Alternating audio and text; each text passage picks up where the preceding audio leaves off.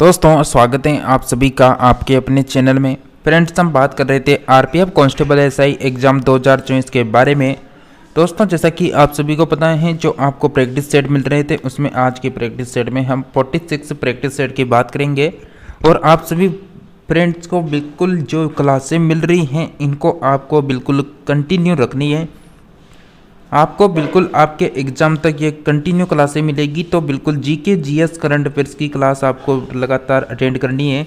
आपको पता होगा जैसा कि 10 बजे आपको बिल्कुल 50 प्रश्नों का प्रैक्टिस सेट मिलता है, जिसमें जीके जीएस करंट अफेयर्स होती है और आपके एग्ज़ाम में भी 50 प्रश्न आएंगे। तो उसी के अकॉर्डिंग आपको सुबह का प्रैक्टिस सेट करवाया जाता है और शाम 4 बजे आपको टॉपिक वाइज प्रैक्टिस सेट करवाते हैं, जिसमें 10-12 टॉपिक हो चुके हैं।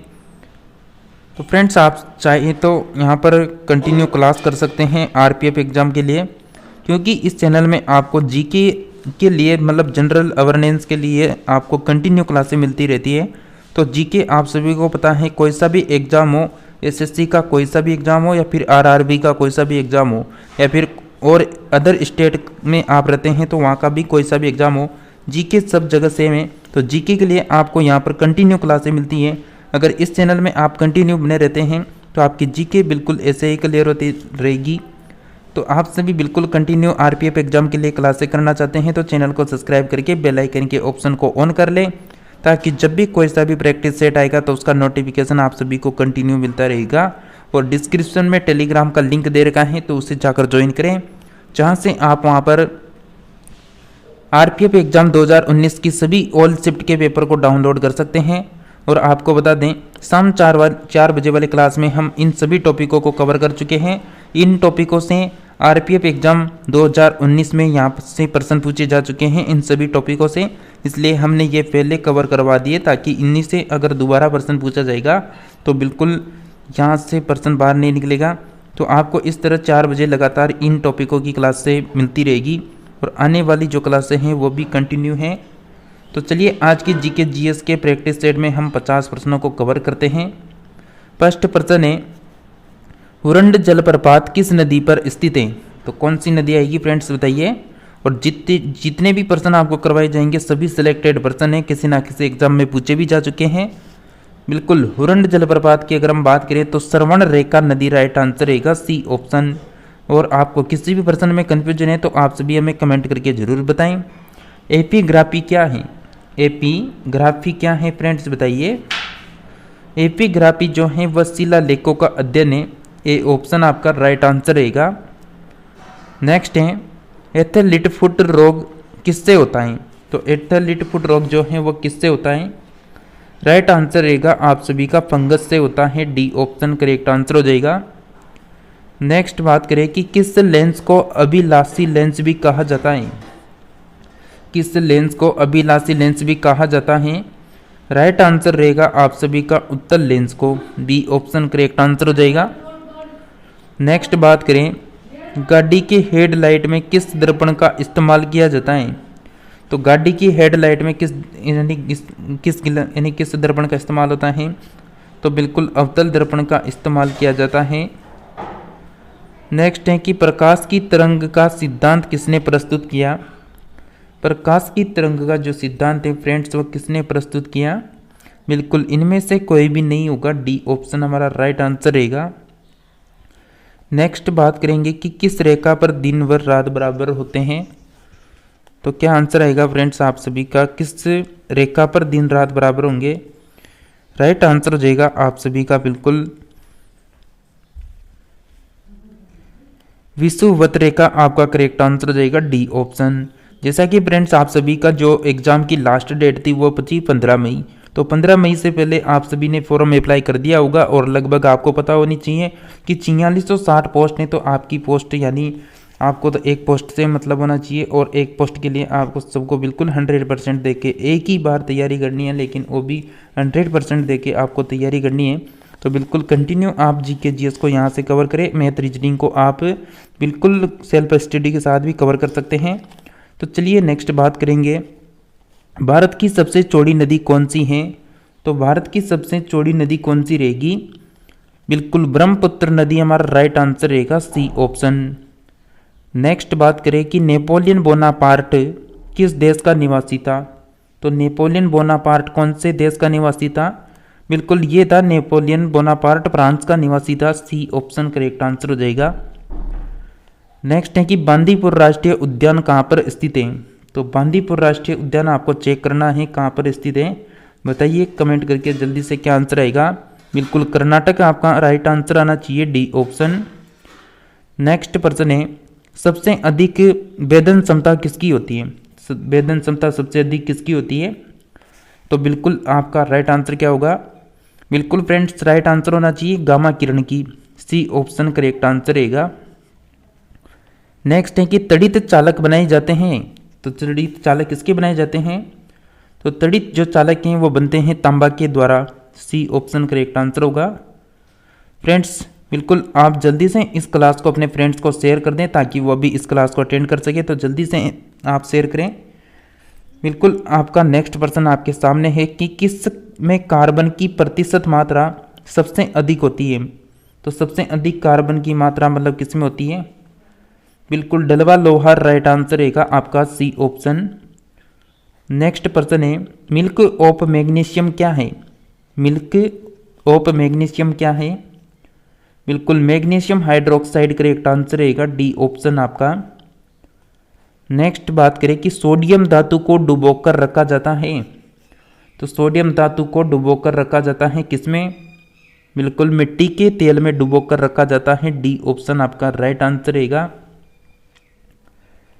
फ्रेंड्स नेक्स्ट प्रश्न है कि प्याज व लहसुन में गंध किस कारण होती है।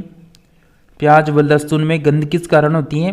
पोटेशियम के द्वारा यहाँ पर गंध होती है, बी ऑप्शन राइट होगा। नेक्स्ट है कि सोने के आभूषण बनाने के लिए किस धातु का इस्तेमाल किया जाता है। तो सोने के आभूषण को बनाने के लिए इस्तेमाल किया जाता है तांबा का, डी ऑप्शन करेक्ट आंसर हो जाएगा। नेक्स्ट है कि मोनाजाइट किसका अयस्क है। मोनाजाइट किसका अयस्क है बताइए। बिल्कुल थोरियम, ये ऑप्शन करेक्ट आंसर होगा। कौन सी धातु कमरे के ताप पर द्रव अवस्था में पाई जाती है। तो कौन सी धातु है जो कमरे के ताप पर द्रव अवस्था में होती है? बिल्कुल ब्रोमीन करेक्ट आंसर रहेगा, ए ऑप्शन आपका। नेक्स्ट है कि रेडियो कार्बन डेंटिंग में किसका निर्धारण किया जाता है। तो रेडियो कार्बन डेंटिंग में किसका निर्धारण किया जाता है फ्रेंड्स बताइए। बिल्कुल जीवाश्म की आयु करेक्ट आंसर रहेगा आपका, सी ऑप्शन। नेक्स्ट है कि सिंदूर का रासायनिक सूत्र क्या है। तो सिंदूर का रासायनिक सूत्र क्या होगा? बिल्कुल राइट आंसर आना चाहिए फ्रेंड्स आप सभी का, मर्क्यूरिक सल्फाइड करेक्ट आंसर हो जाएगा, बी ऑप्शन। नेक्स्ट है फ्रेंड्स आप जितने भी क्लास को अटेंड कर रहे हैं, अगर आप आरपीएफ के अलावा जैसे एसएससी का कोई सा भी एग्ज़ाम हो, एसएससी जीडी हो, सीजीएल हो या फिर सीएचएसएल हो, यानी एसएससी के एमटीएस का एग्ज़ाम हो, एसएससी फेज 12 हो या फिर आरआरबी के सीबी एग्ज़ाम हो, एएलबी टेक्नीशियन, एनटीपीसी ग्रुप डी, कोई सा भी हो, उन सभी के लिए ये क्लासें हैं। तो आप एक एग्ज़ाम को ध्यान में रखकर इस क्लास को अटेंड न करें, सभी एग्ज़ाम के लिए ये क्लास होती हैं। तो बिल्कुल चलिए नेक्स्ट प्रश्न की ओर बढ़ेंगे कि सबसे कठोर धातु कौन सी है। तो सबसे कठोर धातु कौन सी रहेगी प्यारे साथियों यहाँ पर?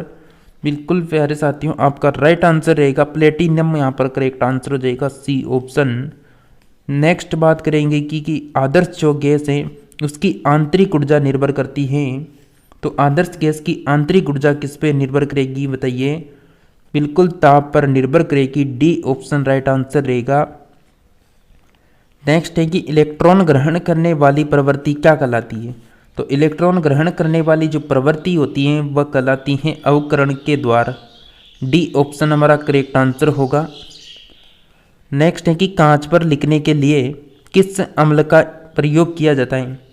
तो कांच पर लिखने के लिए किस अम्ल का प्रयोग किया जाता है? बिल्कुल राइट आंसर रहेगा हाइड्रोजन फ्लोराइड अम्ल का, बी ऑप्शन करेक्ट आंसर हो जाएगा। नेक्स्ट है कि सबसे हल्की धातु कौन सी है। तो सबसे हल्की धातु कौन सी होगी फ्रेंड्स बताइए। बिल्कुल राइट आंसर होगा lithium, B option correct answer होगा। नेक्स्ट है कि दवा बनाने के लिए किसका इस्तेमाल किया जाता है। तो दवा बनाने के लिए किसका इस्तेमाल होता है? बिल्कुल बेंजोइक अम्ल राइट आंसर रहेगा ए ऑप्शन। नेक्स्ट है कि राष्ट्रीय रासायनिक प्रयोगशाला कहाँ पर स्थित है? तो राष्ट्रीय रासायनिक प्रयोगशाला जो है वह स्थित है पुणे में, डी ऑप्शन राइट आंसर होगा। नेक्स्ट बात करेंगे मोमबत्ती का जलना क्या कारण है? तो मोमबत्ती का जो जलना है वह क्या कारण है? बिल्कुल राइट आंसर हो जाएगा रासायनिक एवं भौतिक परिवर्तन, दोनों करेक्ट आंसर रहेगा डी ऑप्शन। नेक्स्ट है कि आतिशबाजी में हरा रंग किसकी उपस्थिति के कारण से होती है? तो आतिशबाजी में जो हरा रंग है वह किसकी उपस्थिति के कारण है? बेरियम के द्वारा, सी ऑप्शन राइट होगा। नेक्स्ट है कि प्राकृतिक व्रण का सिद्धांत का प्रतिपादन किसने किया? तो प्राकृतिक व्रण का सिद्धांत का प्रतिपादन किसने किया? बिल्कुल चार्ल्स डार्विन राइट आंसर होगा ए ऑप्शन। नेक्स्ट है कि वन अनुसंधान केंद्र कहाँ स्थित है? वन अनुसंधान केंद्र कहाँ पर है? बिल्कुल राइट आंसर आना चाहिए साथियों आप सभी का देहरादून करेक्ट आंसर हो जाएगा बी ऑप्शन। नेक्स्ट है पौधे के किस भाग से हल्दी प्राप्त होती है? तो पौधे के कौन से भाग से हल्दी प्राप्त होगी? फ्रेंड्स जितने भी क्लास को अटेंड कर रहे हैं, अगर आपने क्लास को लाइक नहीं किया तो जल्दी से क्लास को लाइक करके हमें बताएं, और जो भी पहली बार चैनल पर विजिट किए हैं वो चैनल को सब्सक्राइब करके बेल आइकन के ऑप्शन को ऑल में सेलेक्ट कर लें, ताकि आने वाली सभी प्रैक्टिस सेट या फिर कोई न्यू वैकेंसी की अपडेट हो तो आप सभी को बिल्कुल कंटिन्यू मिलती रहे। तो चलिए बात करेंगे यहाँ पर नेक्स्ट पर्सन की। नेक्स्ट पर्सन है, इस पर्सन का आंसर क्या होगा? बिल्कुल इस पर्सन का आंसर रहेगा तनाज से प्राप्त होता है। नेक्स्ट है हरे फलों को पकाने के लिए किस गैस का इस्तेमाल किया जाता है? तो बताइए हरे फलों को पकाने के लिए किसका इस्तेमाल होता है? बिल्कुल एसिटिलीन गैस का इस्तेमाल किया जाता है, सी ऑप्शन राइट होगा। नेक्स्ट है कि सिनकोना पौधे के किस भाग से कुनेन प्राप्त किया जाता है? तो सिनकोना पौधे के किस भाग से कुनेन प्राप्त होता है? बिल्कुल तना की छाल करेक्ट आंसर रहेगा ए ऑप्शन। नेक्स्ट है कि प्रोटीन सबसे अधिक कहाँ पाया जाता है? तो प्रोटीन सबसे अधिक कहाँ पर पाया जाता है? बिल्कुल सोयाबीन राइट आंसर हो जाएगा डी ऑप्शन। नेक्स्ट है कि मानव द्वारा सबसे पहले किस अनाज का उपयोग किया? तो मानव ने सबसे पहले किस अनाज का प्रयोग किया था फ्रेंड्स बताइए? बिल्कुल आपका राइट आंसर हो जाएगा जौ का, ए ऑप्शन करेक्ट आंसर होगा। नेक्स्ट पर्सन है भारतीय दलन अनुसंधान केंद्र कहाँ पर स्थित है? तो क्या राइट आंसर आएगा? और आप सभी बिल्कुल जितने क्लास को अटेंड कर रहे हैं फ्रेंड्स आप सभी कमेंट करके जरूर बताएं कि आप किस स्टेट से किस डिस्ट्रिक्ट से इस क्लास को अटेंड कर रहे हैं। तो बिल्कुल आप कमेंट करके एक बार ज़रूर हमें बताया करें कि आप कौन सी डिस्ट्रिक्ट से हैं, ताकि हमें भी पता लगे कि आप कहाँ से हैं, कहाँ तक की हमारी वीडियो पहुँच चुकी है देखने वालों के लिए।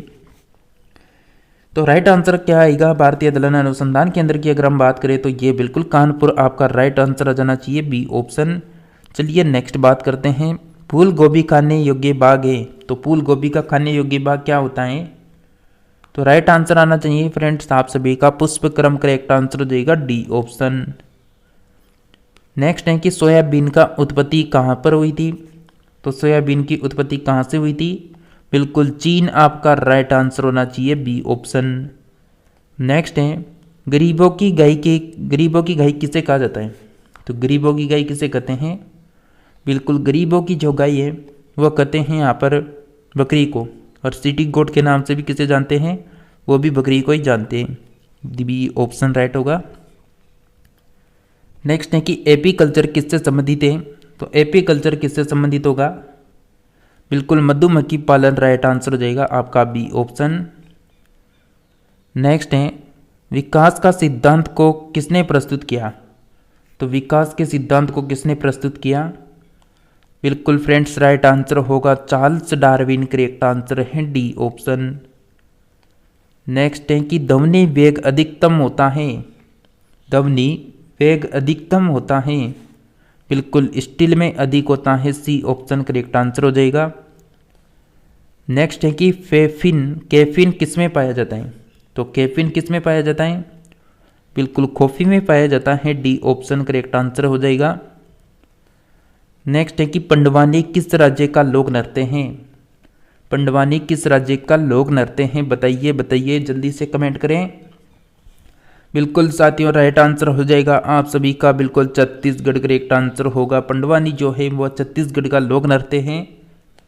नेक्स्ट है कि अष्टछाप के संस्थापक कौन थे। तो अष्टछाप के संस्थापक कौन हो सकते हैं फ्रेंड्स, बताइए। बिल्कुल स्वामी विठलनाथ करेक्ट आंसर हो जाएगा, डी ऑप्शन आपका। नेक्स्ट है कि इंडिया फॉर ऑफ इंडिपेंडेंस 1857 के लेखक कौन है। तो इंडिया फॉर ऑफ इंडिपेंडेंस 1857 के लेखक हैं VD Savarkar, D option correct answer होगा। नेक्स्ट है कि नल सरोवर पक्षी अभ्यारण्य कहाँ स्थित है। तो नल सरोवर पक्षी अभ्यारण्य जो है फ्रेंड्स वह स्थित है गुजरात में, ए ऑप्शन करेक्ट आंसर हो जाएगा। नेक्स्ट है कि भारत का सबसे प्राचीन स्मृति ग्रंथ कौन सा है। आखिरी प्रश्न है, तो आप सभी जितने भी फ्रेंड्स अटेंड कर रहे हैं वो बिल्कुल, अगर सीरियस में जितने भी फ्रेंड्स क्लास को अटेंड कर रहे होंगे या फिर सीरियस होकर अगर आरपीएफ निकालने वाले जितने स्टूडेंट होंगे इस क्लास में, वो बिल्कुल कमेंट करके बताएंगे कि आज की क्लास में इतने प्रश्नों को राइट किया। तो देखते हैं आज सीरियस होकर कौन इस क्लास को अटेंड कर रहा है, कौन एग्जाम निकालने के लिए यहाँ पर बैठा है। तो बिल्कुल आप 50 में से कितने राइट कर पाते हैं ये कमेंट करके ज़रूर बताएं। और इसी प्रश्न का आंसर आप सभी को कमेंट करना है। इस प्रश्न का आंसर, इसका आपको जवाब मिलेगा कम्युनिटी पोस्ट में, तो बिल्कुल वहाँ से आपको इसका जवाब मिल जाएगा। तो चलिए बात करेंगे यहाँ पर। तो फ्रेंड्स यहाँ पर लगभग 15 प्रश्नों का प्रैक्टिस सेट हमने आपसे बोला था शुरुआत में, तो हमने 15 प्रश्नों का प्रैक्टिस सेट निकाला यहाँ पर। तो फ्रेंड्स आप सभी बिल्कुल कंटिन्यू क्लासेस जरूर करें, क्योंकि आपको जीके जीएस जो आपका पार्ट है, जो बिल्कुल 50 प्रश्नों का पार्ट है, तो बिल्कुल आपको यहाँ से 50 प्रश्नों में से 40 तो मिल ही जाएंगे। बस आपको कंटिन्यू क्लासेस रखनी है, जितने प्रश्न होंगे वो सभी सिलेक्टेड प्रश्न होंगे।